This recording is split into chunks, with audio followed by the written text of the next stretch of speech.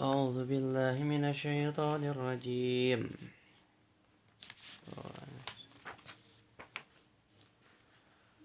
Tiga golongan manusia dalam menghadapi Al-Quran.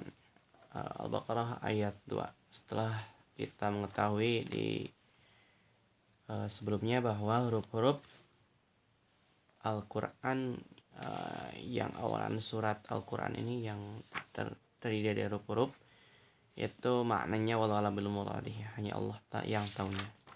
Kita masuk ke ayat kedua, yaitu surat Al-Baqarah. A'udzubillahi minasyaitonir rajim. Dzalikal kitabu la raiba fihi hudan lil muttaqin. Artinya Allah, kitab Al-Quran ini tidak ada keraguan padanya, petunjuk bagi mereka yang bertakwa.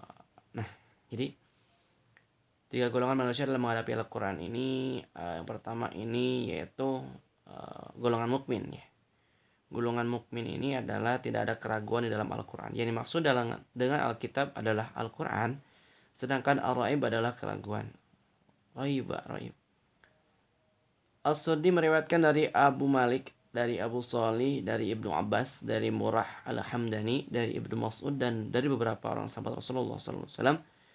La raiba fih maknanya adalah tidak ada keraguan di dalamnya. Hal ini senada juga dikatakan Abu Darda, Ibnu Abbas, Mujahid, Sa'id bin Jubair, Abu Malik, Nafi', Maulana Ibnu Umar, Atha, Abdul Aliyah, Ar-Rabi bin Nas, Muqatil bin Hayyan, As-Suddi, Qatadah, dan Ismail bin Abi Khalid. Ibnu Abi Hatim mengatakan, aku tidak mengetahui adanya perselisihan dalam masalah ini. Maknanya bahwa Al-Quran ini sama sekali tidak mengandung keraguan di dalamnya, bahwa ia diturunkan dari sisi Allah sebagaimana firman-Nya dalam surat As-Sajdah. A'udzubillahi minasyaitonirrajim. Alif lam mim. Tanzilul kitabi la raiba fihi mir rabbil alamin. Artinya Alif lam mim, turunnya Al-Quran yang tidak ada keraguan padanya adalah dari Rabb semesta alam. Surat As-Sajdah ayat 1 sampai 2.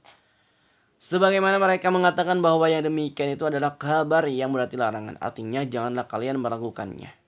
Di antara para qura ada yang menghentikan bacaannya ketika sampai pada kata la raiba dan memulainya kembali dengan firman-Nya fi hudal lil muttaqin.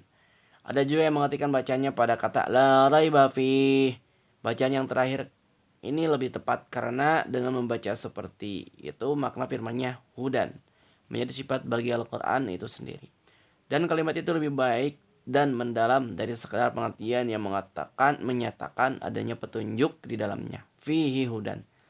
Hudan ditinjau dari segi bahasa Arab tidak bisa berkedudukan marfu' sebagai na'at atau sifat, dan bisa juga mansub sebagai hal atau keterangan keadaan. Jadi ayat kedua Al-Baqarah ini menjelaskan bahwa Al-Quran ini yang 114 surat dan 30 juz ini tidak ada keraguan di dalamnya satu kata pun ataupun satu huruf pun. Jadi semuanya ini turun dari Allah Subhanahu wa taala ya. Jadi tidak ada keraguan, dan penting untuk kita selaku muslim muslimah meyakini dan mengimaninya bahwa Al-Qur'an ini jelas-jelas bukan ciptaan manusia, bukan karangan Nabi Muhammad, tapi suatu wahyu yang datang jelas dari Allah Subhanahu wa taala melalui malaikat Jibril, baik itu secara terus menerus atau ya secara tidak secara disebutnya berkesinambungan, secara berangsur-angsur ya, selama 23 tahun kurang lebih ya, atau 24 tahun kurang lebih. Ya, kita selaku umat muslim harus mengimaninya dan harus mengamalkannya, dan tidak ada keraguan sedikit pun dalam Al-Quran ini. Seperti yang dikatakan dalam tafsir kali ini mengenai surat Al-Baqarah ayat 2, sebagai golongan mukmin harus meyakini dan tidak ada keraguan, tidak meragukan Al-Quran ini. Wallahu a'lam bishawab.